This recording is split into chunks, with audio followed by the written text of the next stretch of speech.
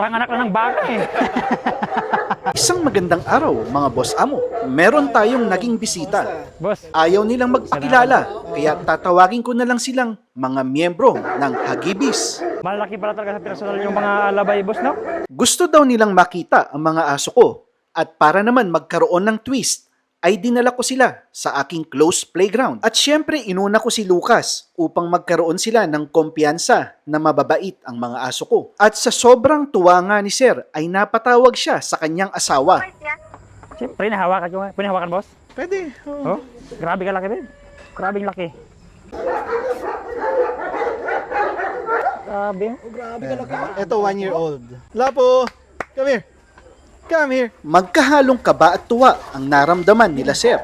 Akalain ba naman naka-off-leash ang mga giants? Ito, sa Russia, originally bred for livestock, yung tagabantay. So, kung may wolf dyan, bear, silang kakalaban doon para maprotektahan yung livestock. Ngayon, kaya sila brinid ng mga kapalto. Ayun, oh. Grabing Ayun, oh. lalaki, no?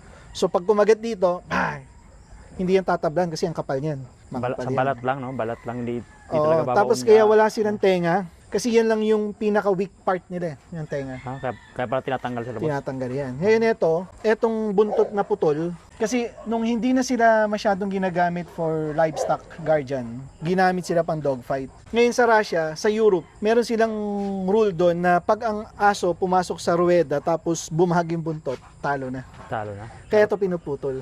Dapat laging tayo, wala, no? O kasi pag ganito, hindi mo halatang nakabahag eh. So, Kasi putol. kahit naman may aso na palaban, kahit nakababa yung ano eh. Yeah. Pero yun, bawal yun. Basta Bawal pag yun. bumagsak, pumailalim, talo na yun. Talo na pala. Kaya ito pinuputol para walang iilalim.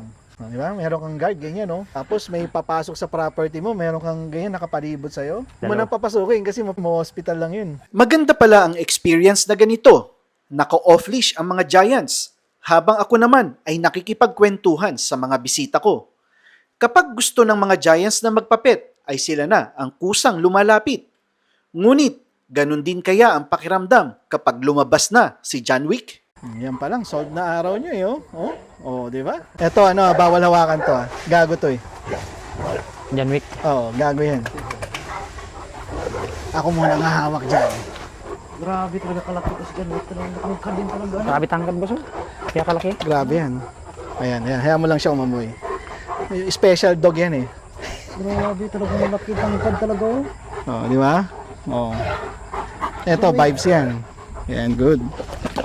At nung naramdaman ko na walang saltik si John Wick, ay isinama ko na siya sa off-leash. Nakita din ng mga bisita ko kung paano maglaro ang mga giants. Na-amaze sila sa mga tunog ng mga yabag ng mga giants habang sila ay naglalaro. Ang mga pagod na giants naman ay lumalapit sa amin. At ito naman ang perfect time para makapag-selfie sila with the giants. Ipinakita ko din si Lakan at Kim na sa murang edad ay hindi ko nakakitaan ng aggression. Malayong malayo sa imahe ng Kanggal sa social media. Sumunod naman si Tala na as usual, very charming, very sweet, malayong malayo sa kanyang dating ugali na maldita at palaban. Grabe kalaki. Gusto din daw nilang makita ang aking forest dog kaya inilabas ko si Pangarap. At last but not the least ay inilabas ko din si Mighty Bullet. Bullet, come here. Come here. Sadyang nakakatuwa din itong si Bullet. Walang paki basta may bola.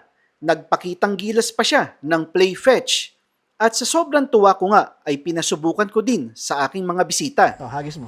Doon. Ah, patang bilis talaga. Bilis din ka. Out, out, out! Out! Out!